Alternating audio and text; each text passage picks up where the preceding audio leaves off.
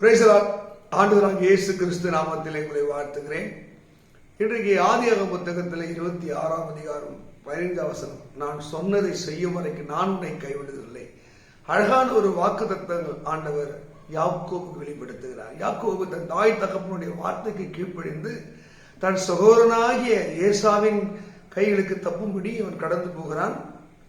அவன் போய் கொண்டிருக்கும் போது இரவாய்விட்டபடினாலே ஒரு வனாந்தரத்திலே ஒரு காடுகளிலே எங்கேயோ படுத்து நித்திரை செய்கிறான். அப்போது ஒரு சொப்பனம் அவன் கரையில் வருது. நீ கால் மிதிக்க தேசத்தை சொந்தமாய் தருவேன், உன் சந்ததி இந்த பூமியில் பெருகும் அப்படின்னு சொல்லி உன் சந்ததி உலகமே ஆசிரிக்கப்படும் பல வாக்குகளை கொடுக்கிறான். அதுக்கு கீழே விளக்குகிறான், நான் சொன்னதை செய்ய வரைக்கும் நான் உன்னை கைவிடுவதில்லை. அருமையான தேவ பிள்ளைகளே, உங்க வாழ்க்கையில ஆண்டவர் நிச்சயமா ஒரு வாக்கை கொடுத்திருப்பார். இறைவனை நம்புகிற பிள்ளைகளாக இருந்தால் நீங்கள் அதை விசுவாசிக்க வேண்டும். விசுவாசிக்க அவர் சொன்னதை செய்கிற வரைக்கும் உங்களை கைவிடுவதில்லை. அவர் என்ன சொன்னாரோ அதை அழகாய் நேர்த்தியாய் செய்வார். ஒருவேளை மாதம் ஒரு வாக்கு தத்துவம், வருஷம் ஒரு வாக்கு தத்துவம், எதுவாக இருக்கட்டும், அந்த வாக்கு தத்துவங்கள் இறைவன் உங்களை நம்ப பண்ணின வார்த்தைகள் நீங்கள் நம்பும் போது அது அற்புதங்களை செய்வார். யாக்கோபு அந்த வார்த்தையை விசுவாசி மெய்யாகவே இது தேவனுடைய வீடு என்று சொல்லுகிற அளவுக்கு அந்த இடத்தில் ஒரு தெய்வீக பிரசனத்தை அவர் உணர்ந்தார். உங்க வாழ்க்கையில தெய்வ பிரசனத்தை உணர்வென்றால் இந்த வார்த்தைகளை இறைவனுடைய வார்த்தைகளை உண்டுக்குவாங்க. எத்தனையோ பரிசுத்தவான்கள் யோசேப்பை கர்த்தருடைய வார்த்தை புடமிட்டதாம். அப்படின்னு அர்த்தம், அந்த வார்த்தை அவனை உருவாக்கி கொண்டு தலைவனாயிருப்ப, மேன்மையானவனாயிருப்ப, கணத்துக்குரியவனாயிருப்ப, பாரு உன் மூலம் உன் சந்ததி வம்சங்கள் தாய் சகோதரன் எல்லாரையும் ஆசிரிப்ப. அந்த வசனம் திரும்ப உங்கள் வாழ்க்கையில பல வாக்குத்தத்தங்கள் நம்ப முடியாத அளவுக்கு வாக்குத்தத்தங்கள் உண்டானால் அதை நம்புங்கள் தேவ மக்களே. தேவன் ஒரு வார்த்தையை வெளிப்படுத்துவார் என்றால் அந்த வாக்குத்தத்தத்தை யாராலும் தடுத்து விட முடியாது. எத்தனையோ பரிசுத்தவான்கள் வாழ்க்கையில தேவன் சொன்ன வாக்குத்தத்தம் அப்படியே ஒரு அற்புதமான ஒரு ஊழியக்காரன சாட்சி கேட்டேன். அவர்களுக்கு குழந்தை இல்லையா, ரொம்ப நாள் குழந்தை இல்லையா, அவர்கள் ஜெபித்துக் கொண்ட 3-4 பேர் சொல்றாங்க, 4 குழந்தை பிறக்கும். 1 வருஷம் ஆச்சு, 2 வருஷம் ஆச்சு, 3 வருஷம், 10 வருஷம் ஆகிலும் ஒரு குழந்தை பிறக்கவில்லை. யோசித்து பாருங்கள். ஆனால் 10வது வருஷத்திலே கர்த்தரோட கர்ப்பத்தில் 4 பிள்ளைகளை கொடுத்தார், 4 பிள்ளைகளை ஆசிரியத்தார். இன்றைக்கு நம்ம வாழ்க்கையில வாக்கு கொடுத்த வாக்கு நிறைவேறின புலமாதீர்கள். தேவன் சொன்னதை செய்கிற வரைக்கும் அவரை கைவிடுவதில்லை. அங்கே 1 ராஜாக்கள் புத்தகத்தில் 15ஆம் வசனத்திலே சாலமோன் தன் தகப்பனாகிய தாவீதை சொல்கிறான், தேவன் தம்முடைய வாக்கினால் சொன்னதை என் தகப்பனுக்கு அவர் கரத்தினால் நிறைவேற்றினார்.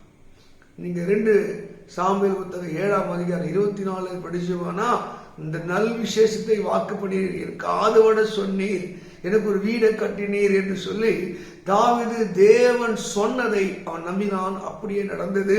தாவீது அதை நன்றி சொல்லும் வண்ணமாய் ஆண்டவருக்கு அந்த நாட்களை அவன் விசேஷித்தவனாக மாற்றுகிறான்.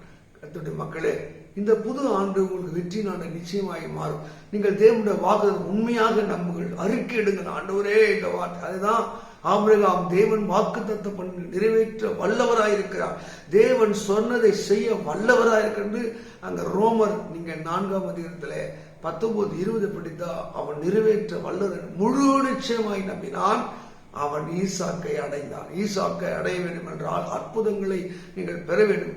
தேவன் சொன்னதை அவர் செய்வதற்கு அவர் வல்லவர். ஒருவேளை நீங்க என்ன பிரசங்கிக்கிறீங்க, என்ன வசனத்தை கேட்கிறீங்க, அந்த வார்த்தை நீங்கள் நம்புங்கள், அறிக்கிடுங்கள். அது நரம்பு நாடி ஊன்களிலே அது ஊடுருவி போகிற வரைக்கும் நம்புங்கள். நான் ஒரு இடத்தை வாங்க முயற்சித்தேன், வாங்க முடியவில்லை, சோர்ந்து போனேன், பணம் ஆயத்தம் பண்ணேன், எல்லாம் செய்து விட்ட பிறகு அந்த இடத்தை விற்கிறவர்கள் வேறொருக்கு என்னை விட அதிகமாக விற்று விட்டார்கள். நான் சோர்ந்து போய் ஒரு ஃபாதர் பெர்க்மன்ஸ் ஒரு மீட்டிங்ல பேசிக் கொண்டிருக்கிறார். அவர் ஆராய்ச்சி கொண்டு நான் சோர்ந்து போனவனாய் ஒரு 10 நாளாய் எனக்குள்ள ஒரு சலிப்பு வெறுப்பு, ஏன் ஆண்டவரேன்னு சொல்லி அப்போ ஒரு வார்த்தையை ஃபாதர் பெர்க்மன் பேசுகிறார், உன் மன விருப்பத்தின்படி தந்திரடி உன் ஆலோசனை நிறைவேற்றுவான். நான் அந்த வசனத்தை பிடித்து கொண்டு தோத்திரம் ஜெபித்து கொண்டே இருக்கிறேன். என் மனைவியிட சொன்ன சபையில் சொன்ன அந்த இடத்தை இயேசு கொடுத்து விட்டார். எப்படி அந்த ஓனர் பேசினாங்களா? என்ன இல்லை, இயேசு பேசினார். அந்த வார்த்தை 15 நாள் ஜெபித்துக் கொண்டு 16ஆவது நாளிலே அந்த ஓனரை பேசுகிறார்கள், சார் இந்த இடத்த நீ வாங்குறியா? வாங்கிக்கிறேன், ஆனால் இந்த வேலைக்கு தான் கூடுதலான வாங்கிக்கிறேன். ரிஜிஸ்ட்ரேஷன் பண்ணியாச்சு.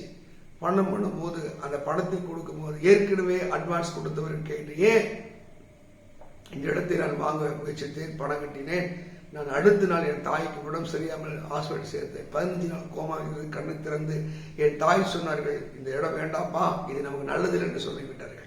தேவன் உங்களுக்கு வாக்கு தத்தம் பண்ணினதை தருவேன்னு வாக்கு பண்ணி கால் மிதிக்கிற தேசத்தை எத்தனை தடைகள் வந்தாலும் அது உங்க வாழ்க்கை வந்தாடே. தேவ மக்களே, கலங்காதீங்க. தேவன் சொன்னதை நிறைவேற்றுகிற வரைக்கும் அவர் உங்களை கைவிடுவதில்லை. God bless you. கர்த்தர் இந்த வார்த்தையின்படியே உங்களை ஆசீர்வதிப்பாராக. ஆமென்.